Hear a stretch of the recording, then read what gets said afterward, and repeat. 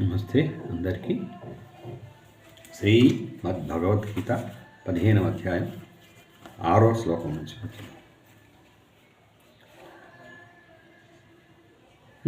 నద్భాసయతే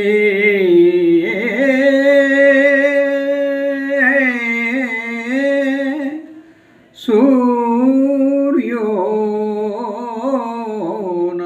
శశాంకో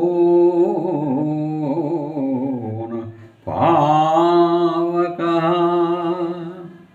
యద్గత్వా న నివర్తంతే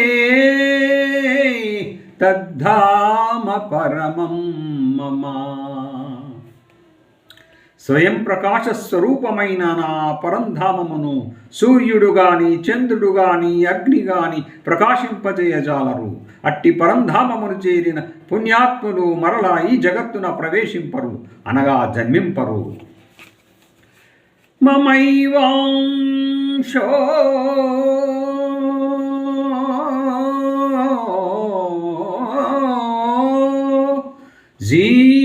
జీవలోకే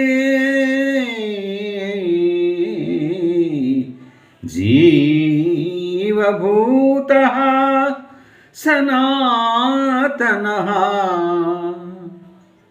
మనః షష్ఠానీంద్రియాణి ప్రకృతిస్థాని కర్షతి. మమైవాంశో జీవలోకే జీవభూతః సనాతనః మనః షష్ఠానీంద్రియాణి ప్రకృతిస్థాని కర్షతి. ప్రాణిలోకమున ఈ దోహమునందున్న ఈ దేహమునందున్న సనాతనమైన జీవాత్మ నా అంశయే. అది ప్రకృతి యందు స్థితములైన మనస్సు ఇంద్రియములను శబ్దాది విషయముల ద్వారా తన వైపు ఆకర్షించును. శరీరం యదవాప్నోతి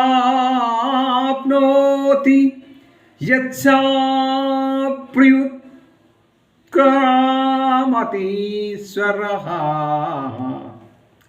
గృహీత్వైతాని సంయాతి వాయుర్గంధాని వాసయాత్.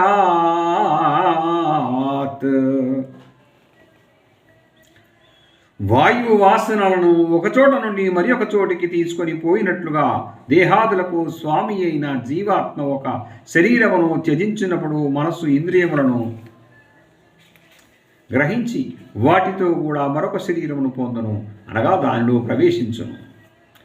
శ్రోత్రం చక్షుః స్పర్శనం చ రసనం ఘ్రాణమేవ చ అధిష్టాయ మనస్సాయం విషయానుపసేవతే.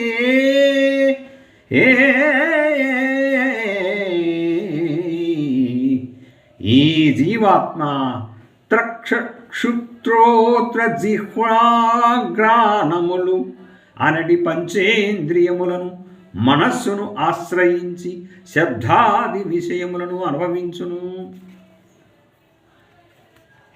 ఉత్క్రాత్మంతం స్థితం వాపి భుంజానం వా గుణాన్వితం విమూఢానాను పశ్యంతి జ్ఞానచక్షుషః. జీవాత్మ శరీరమును త్యజించున్నప్పుడును శరీరమునందు చితుడై ఉన్నప్పుడును విషయభోగములను అనుభవించుచున్నప్పుడును అటులే త్రిగుణములతో కూడి ఉన్నప్పుడును అజ్ఞానులు తెలుసుకొనలేరు. కేవలము వివేకశీలురైన జ్ఞానులే తమ జ్ఞాననేత్రముల వలన సస్వరూపమును తెలుసుకొనగలుగుదురు. Thank you.